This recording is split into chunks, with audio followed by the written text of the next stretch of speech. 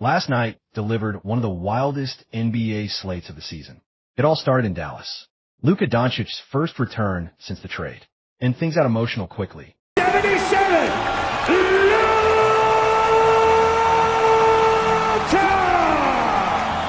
Doncic! Thank you, Luka. The moment his name was announced in the arena, you could feel the weight of it.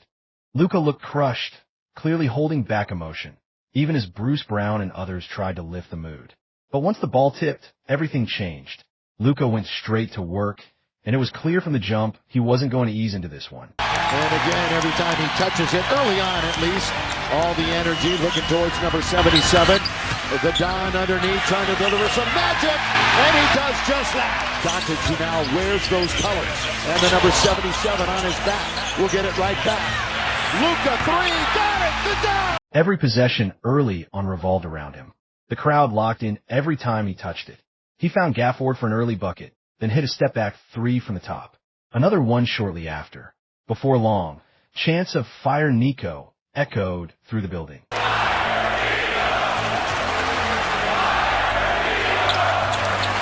Aimed at the front office that let him go. Even with a tough Lakers defense on him, Luka controlled the pace and scored or assisted on 14 of Dallas's first 21 points.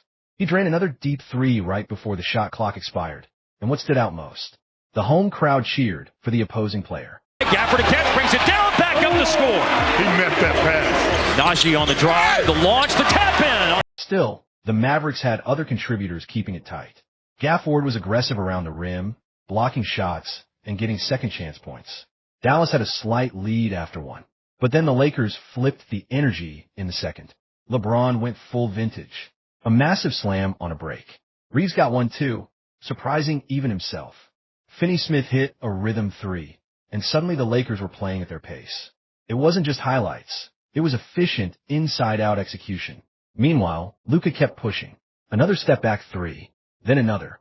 By the end of the half, he had 31 points, 17 of them in the second quarter alone. He was clearly sending a message. This is who you traded. Despite that, the Lakers' size advantage showed in stretches. The Mavs had no answer for Anthony Davis inside. Whether it was lobs, putbacks, or simple post-ups, he was getting quality looks all night. Caleb Martin also added to the mix with timely floaters in the lane, and things remained close heading into the third. That's when the Lakers' defense stepped up. In the third quarter, they forced 6 turnovers, shutting off passing lanes and closing out hard on shooters. It led to transition chances, like Rui Hachimura drilling a trailing three after Luka's no-look dime got intercepted. Still, Dallas stayed within striking distance heading into the fourth. Max Christie came alive with energy plays, helping cut the deficit. And then came the turning point. A huge defensive stand by Dallas led to a run-out three by Christie. Arenas rocking, momentum shifting, but the Lakers responded with a major punch. LeBron took over again, slashed inside for a tough N1. Got a switch, drove on Lively, finished through contact. Reeves found him underneath for another easy bucket. The Lakers went on a 20-6 run, led by 13 points from LeBron in the fourth. And just when it looked out of reach, Luka delivered another highlight. A tough circus layup through traffic, falling backward, somehow getting it to drop. He wasn't letting up, but Dallas ran out of time. Luka finished with 45 points and a standing ovation in the same building he used to own. But the result didn't change. Lakers held on and secured a crucial win to remain in third place. Meanwhile, things escalated in Golden State. The Warriors hosted the Spurs in a must-win game, and things went off script quickly. Steph Curry dropped 30, and it looked like Golden State was in control late.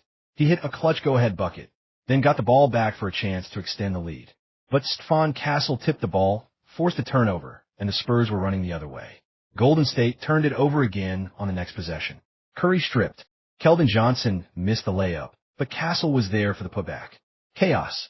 Then, with the game tied and under 10 seconds left, the Warriors had a chance to win it. But Castle read the inbound perfectly, another steal. This time, Johnson slipped behind the defense. Castle found him, and the Spurs had the lead. Golden State still had a shot. They inbounded Draymond, and the Spurs fouled immediately, clearly trying to avoid a Curry three. It worked. Green, a 68% free throw shooter, knocked down both to tie it. Spurs got the last shot. It wasn't Curry. It wasn't Clay. It wasn't even Wemby. It was Harrison Barnes. The former Warrior hit a tough fadeaway jumper at the buzzer to win the game in Chase Center, his old home. Golden State falls into play-in territory with just 2 games left. But the drama didn't stop there. The Nuggets were also in action, fighting to avoid a similar slide.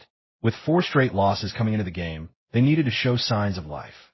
This time, Nikola Jokic took matters into his own hands, not just on the court, but in the huddle.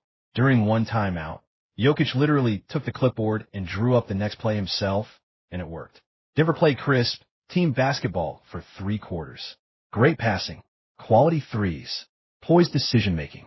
They led most of the way, but Sacramento didn't go away. In the fourth, the Kings cut the lead. Levine hit a step-back 3, then another. Crowd's back into it. Zach pulls up again, splash. Suddenly, it's a one-possession game. But Jokic responded, got doubled in the post, passed out perfectly to the corner. Another Denver 3. Then came the dagger.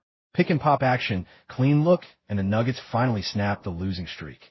They stay tied with the Clippers, who also picked up a key win over the Rockets behind a throwback performance from James Harden. 35 points, 10 assists, and full control of the game. Now, with just 2 games left, 5 teams are still jockeying for home court advantage or trying to avoid the play-in. And we haven't even talked about what happened off the court. Just yesterday, a fan talking trash to Luka actually got the best of him, and Luka heard every word. If you missed it, it's worth seeing for yourself. Check out what went down.